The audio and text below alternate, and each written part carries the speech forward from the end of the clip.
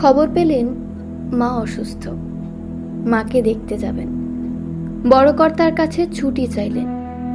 আবেদন নাকচ হলে চাকরি ছেড়ে দিলেন ঈশ্বরচন্দ্র। চাকরি বড় কথা নয়, মায়ের চিঠি বাড়ি যেতে হবে। তখন সন্ধ্যা নেমে এসেছে, আকাশ ঘন অন্ধকার। দামোদর নদীর তীরে পৌঁছে দেখলেন এ দুর্যোগের রাতে খেয়া নৌকা বন্ধ হয়ে গেছে। শুরু হয়েছে ভীষণ ঝড় বাদল। কিন্তু তাকে যে মায়ের কাছে যেতেই হবে। তখন সাঁতরে পার হলেন অন্ধকার উত্তাল দামোদর নদী। শরীর খুব ক্লান্ত। হাঁটতে হাঁটতে পৌঁছালেন মেদিনীপুরের বীরসিংহ গ্রামে মা ভগবতী দেবীর কাছে। আসুন আজ মাতৃভক্ত পণ্ডিত ঈশ্বরচন্দ্র বিদ্যাসাগর মহাশয় সম্পর্কে কিছু তথ্য অবগত হই। 19 শতকের বিশিষ্ট বাঙালি শিক্ষাবিদ, সমাজ সংস্কারক ও গদ্যকার ঈশ্বরচন্দ্র বন্দ্যোপাধ্যায় 1820 সালের 26শে সেপ্টেম্বর পশ্চিমবঙ্গের মেদিনীপুর জেলার বীরসিংহ গ্রামে জন্ম নেন। তার প্রকৃত নাম ঈশ্বরচন্দ্র বন্দ্যোপাধ্যায়। বিদ্যাসাগর তার উপাধি। পিতার নাম ঠাকুরদাস বন্দ্যোপাধ্যায় এবং মার নাম ভগবতী দেবী। ঈশ্বরচন্দ্রের পড়াশোনা শুরু হয় নিজ গ্রামে।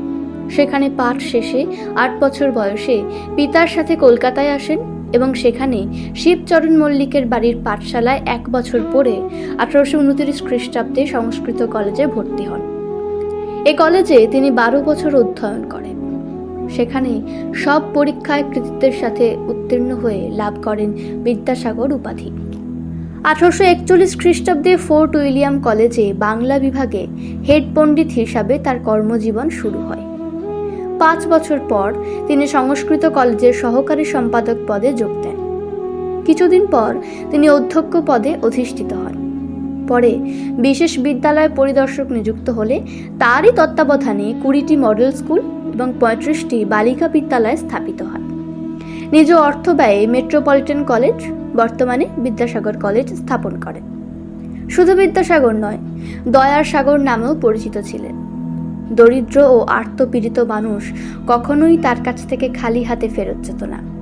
এমনকি নিজের চরম অর্থ সংকটের সময়েও তিনি ঋণ নিয়ে পরোপকার করেছেন। ঈশ্বরচন্দ্রই গদ্যে জ্যোতিচিহ্নের যথাযথ ব্যবহার করে বাংলা গদ্যে শৃঙ্খলা আনেন। তাকে বলা হয় বাংলা গদ্যের প্রথম শিল্পী। বাংলা সাহিত্যে তার অসামান্য অবদান রয়েছে। তার প্রথম গ্রন্থ বেতাল পঞ্চবিংশতি। এছাড়াও সংস্কৃতে ব্যাকরণের উপক্রমণিকা, বর্ণপরিচয় প্রথম ও দ্বিতীয় ভাগ, শকুন্তলা, সীতার বনবাস, আখ্যান মঞ্জরি, ভ্রান্তিবিলাস উল্লেখযোগ্য গ্রন্থ। সমাজ সংস্কারে গুরুত্বপূর্ণ ভূমিকা পালন করেন তিনি।